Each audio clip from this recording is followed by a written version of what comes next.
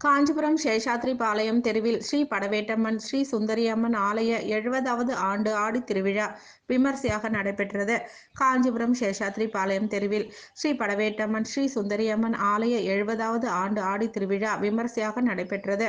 இதில் மதியம் அம்மனுக்கு கூழ்வார்த்தல் நிகழ்ச்சி நடைபெற்று இரவு மகிஷாசுரமர்த்தினி அலங்காரத்தில் வீதி உலா வந்து பக்தர்களுக்கு காட்சி அளித்தார். இதில் ஏராளமான பக்தர்கள் அம்பாளுக்கு தீபாராதனை சமர்ப்பித்து வழிபாடு செய்தனர். இதனைத் தொடர்ந்து இரவு கும்ப பூஜையுடன் விழா நிறைவு பெற்றது. விழா ஏற்பாடுகளை விழா குழுவினர் மற்றும் தெருவாசிகள் இணைந்து சிறப்பாக செய்திருந்தனர்.